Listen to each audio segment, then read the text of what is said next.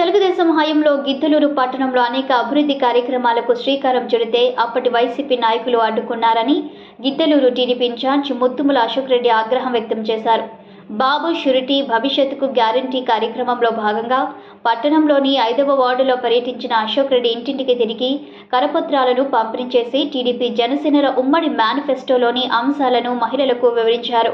అనంతరం వార్డులో ఏర్పాటు చేసిన బహిరంగ సభలో వారు మాట్లాడుతూ గిద్దలూరు పట్టణంలో ప్రధాన సమస్య అయిన త్రాగునీటి సమస్య పరిష్కారానికి గుండ్లమోటు నుండి పైపులైన్ ద్వారా నీరు అందించానని, అనారోగ్యంతో బాధపడే వారికి ముఖ్యమంత్రి సహాయ నిధి ద్వారా ఆర్థిక సహాయం అందించానని, పట్టణంలో ప్రతి వీధికి 100% సిమెంట్ రోడ్లు, సైడ్ కాలువల నిర్మాణాలకు నిధులను ఇలా ఎన్నో మంజూరు చేయిస్తే ప్రజలకు మేలు చేసే అభివృద్ధిని అడ్డుకుంది వైసీపీ పాలకులు కాదా అని ప్రశ్నించారు.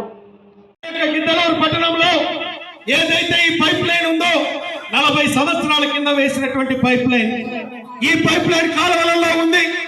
ఆ పైప్ లైన్ కు తుప్పు పట్టి మనకి ఇంటికి వచ్చేటువంటి నీళ్లు అపరిశుభ్రమైనటువంటి కలుషితమైనటువంటి నీళ్లు మన ఇళ్లకు వస్తా ఉన్నాయి.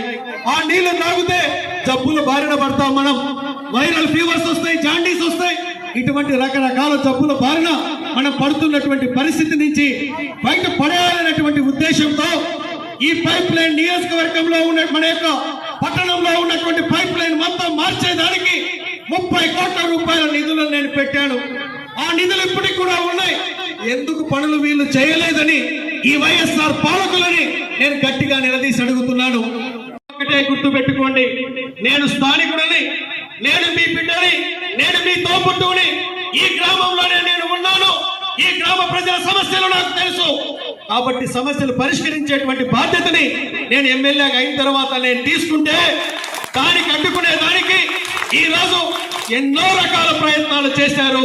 నేను ఆ రోజు తెలుగుదేశంలో ఉన్నప్పుడు ప్రతిపక్ష పార్టీలో ఉన్నటువంటి ఈ నాయకులని ఈ సందర్భంగా నేను